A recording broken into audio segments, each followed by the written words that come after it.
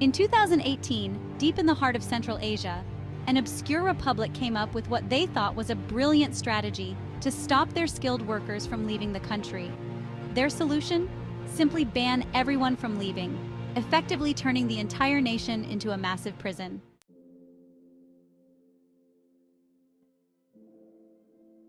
That same year, President Berdimuhamedow decided black cars were bad luck and banned their import. Soon after, citizens across the country woke up to find their cars had vanished overnight, towed away by government officials.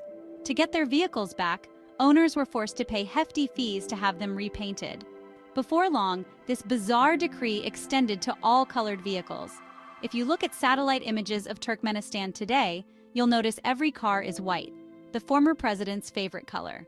These are just a few examples of the countless absurd policies implemented over the past 30 years. The regime transformed the capital into a dictator's paradise, demolishing entire neighborhoods to make way for an astonishing number of skyscrapers, monuments, parks, stadiums, and palaces.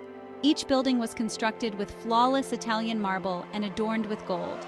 The country boasts the world's largest indoor swimming pool, largest indoor Ferris wheel, and highest concentration of public fountains. Ironically, in a nation suffering from severe water shortages.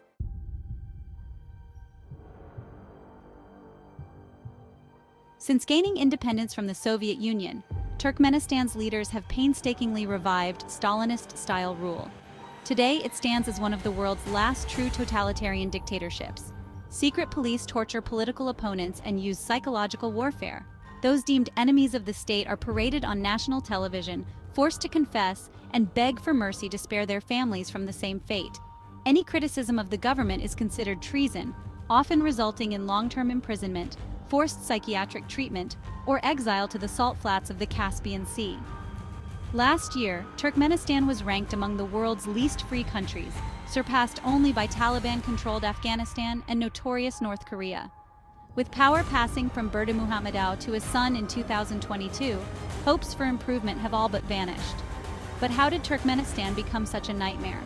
How do its leaders maintain such absolute control? And where does the seemingly endless money supporting this regime come from?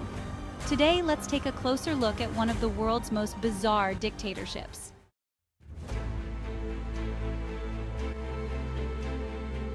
The road to independence. On January 12, 1881, Russia captured Turkmenistan's Gayok Tepe, bringing all of Central Asia under Tsarist control. By 1916, setbacks in World War I triggered widespread rebellions across Central Asia, further fueling the Russian Revolution. Eventually, the Soviet Union emerged from the Russian Empire's ruins, forcibly incorporating Central Asia into its socialist transformation. By 1924, the last major resistance was crushed, and Central Asia was reorganized into distinct national political entities. Among them was the Turkmen Soviet Socialist Republic.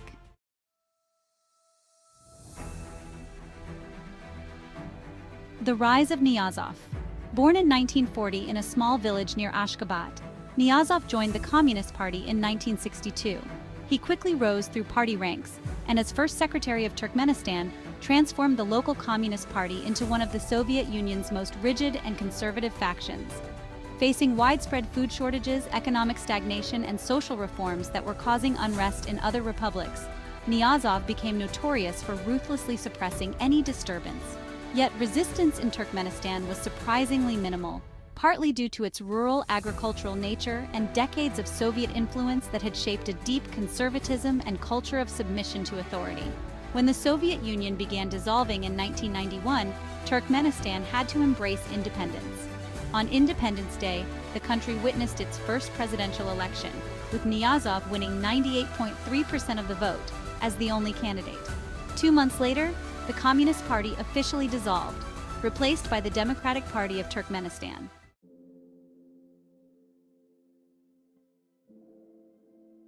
Building a personal paradise. As president of the newly independent nation, Niyazov maintained Soviet-era control mechanisms, while most former Soviet republics were implementing major reforms.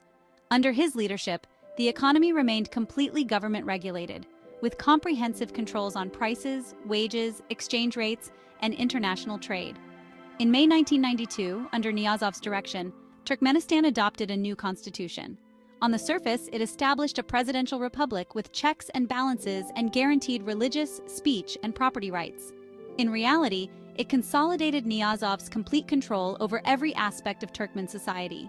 Using his monopoly over broadcast media and news, which became official mouthpieces of Turkmenbashi, Niyazov's new self-appointed title, an extensive personality cult began to form. Cities, geographical landmarks, and infrastructure were renamed in honor of Turkmenbashi. When asked about comparisons to Stalin, Niyazov responded, "Stalin achieved his personality cult through repression. I achieved making everyone like me without conflict."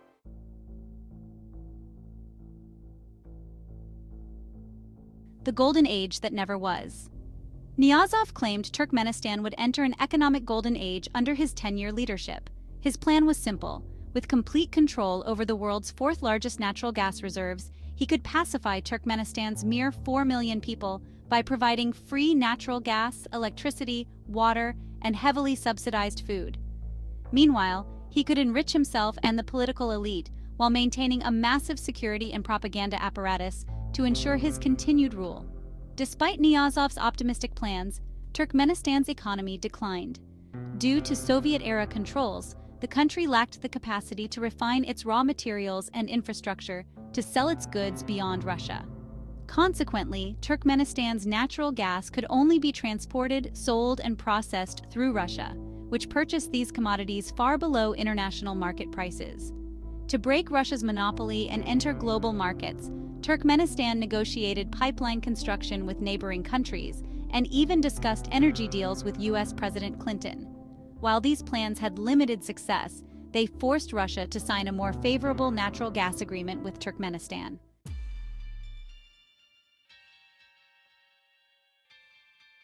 In December 1999, a new parliament composed of candidates handpicked by Niyazov granted him the title of president for life. Niyazov began fully implementing his grand fantasies. In 2001, he introduced his 400-page Runama, a book masquerading as a national Bible emphasizing Turkmen nationalism. In it, Niyazov was portrayed as a godlike figure who saved the nation from Soviet imperialism. The Runama became mandatory reading in government offices, bookstores, mosques, churches, and eventually the national education system, a perfect tool for indoctrination. Niyazov's personality cult reached its peak. His image dominated public and private spaces, with enormous paintings and statues nationwide. His portrait appeared on every banknote, coin, and stamp.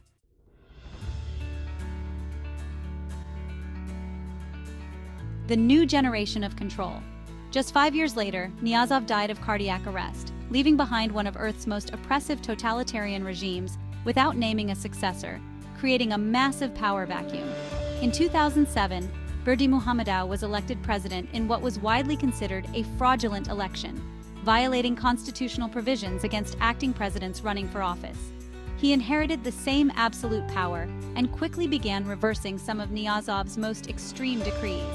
He restored pensions, sick leave, and maternity benefits, lifted bans on opera, cinema, and ballet, reopened provincial hospitals, and restored the original length of compulsory education. The Runama gradually disappeared from public and educational spheres, and most of Niyazov's portraits and statues were removed. However, these old symbols of leadership were gradually replaced by Berdimuhamedow's own images and writings as he cultivated his own personality cult.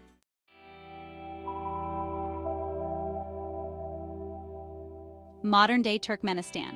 Under Berdimuhamedow, political and social freedoms saw no significant progress. The government continued to suppress or force out political dissidents and regularly conducted purges to eliminate potential threats within the party. Access to external information became further restricted, and travel restrictions grew stricter to prevent brain drain.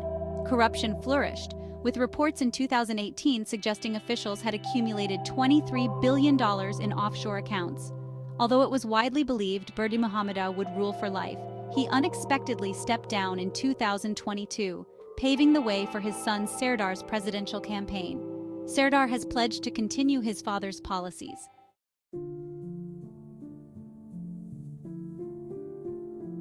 Looking forward, from forced incorporation into Russia and subsequent absorption into the Soviet Empire to today's succession of dictators, Turkmenistan has experienced a history of external rule and internal oppression.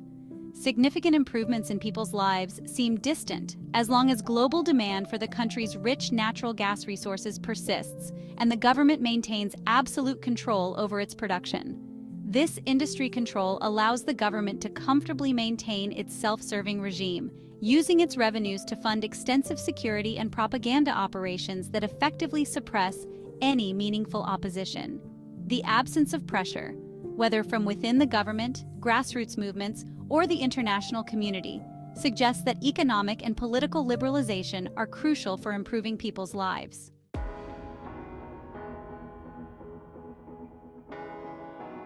That's all for today's video. If you enjoyed this episode, don't forget to subscribe, like, and share. Thanks for watching, and I'll see you next time.